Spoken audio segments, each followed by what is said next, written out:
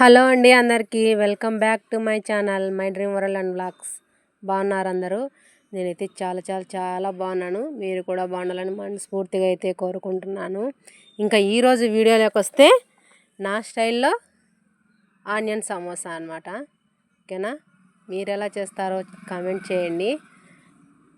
Okay, ఇక్కడ వచ్చేసి onions cut చేసుకొని ఉప్పు కారం రుచికి తగినంత వేసుకొని ఇలా కలిపెట్టుకోవాలన్నమాట. కొంచెం కొత్తిమీర అయితే వేసి, ఇంకా పిండి కలపడం అయితే మర్చిపోయాను, వీడియో క్లిప్ అయితే తీయలేదు.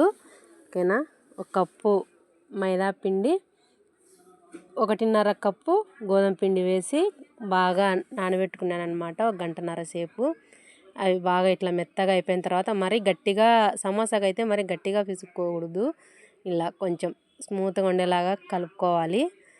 ఇలా అన్నీ ఉండలుగా తీసేసుకొని రౌండ్ చుట్టుకొని అన్నీ చూసారా, ఇలా రౌండ్ అయితే చుట్టుకోవాలి. రౌండ్ అయితే చుట్టుకొని పక్కన పెట్టేసుకోవాలి.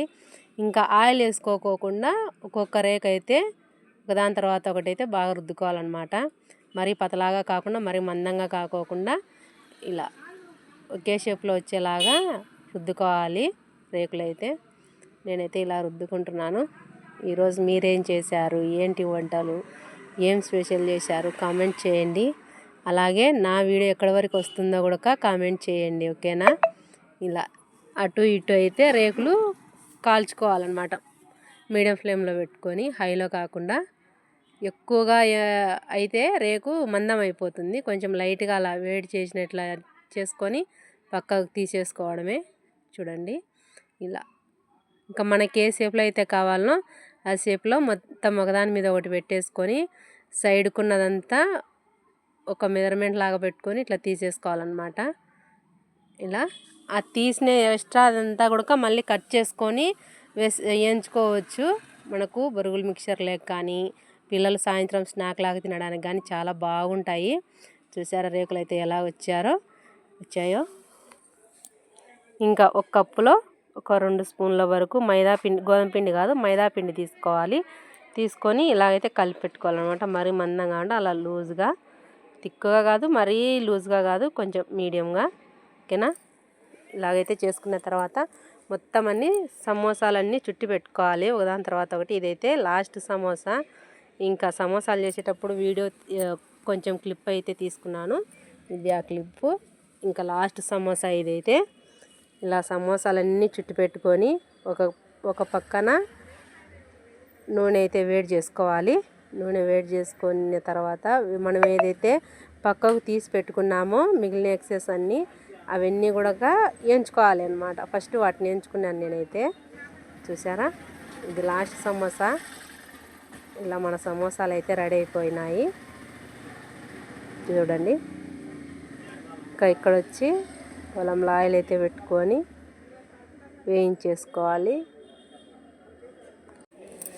ఇవి ఉప్పు వేసి కలుపుతాం కాబట్టి పిండి ఉత్తవి తిన్నా కూడా చాలా టేస్టీగా ఉంటాయి. లేదంటే ఉల్లిగడ్డలలోనే వేసేసి మనం సమోసాల స్టఫింగ్లో అయితే పెట్టేసుకోవచ్చు.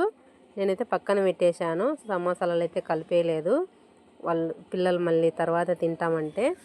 ఓకేనా, మా పిల్లలు అలా కాదురా చుట్టే సమోసా అంటే, లేదు ఇది లాస్ట్ కదా మేము చెప్పినట్టే చుట్టమంటారు, అదేమో చుట్టడానికి రావట్లేదు. చూసారు కదా అదొక సమోసా ఎలా వచ్చేదో.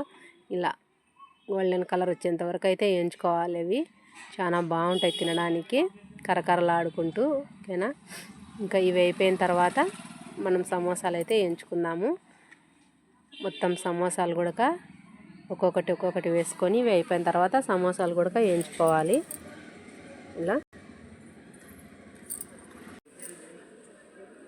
మరీ ఎర్రగా కాకుండా మరి పచ్చిగా కాకుండా కొంచెం మీడియం ఫ్లేమ్లో పెట్టుకొని స్టవ్ అయితే ఎర్రగా అయితే కాల్చుకోవాలి.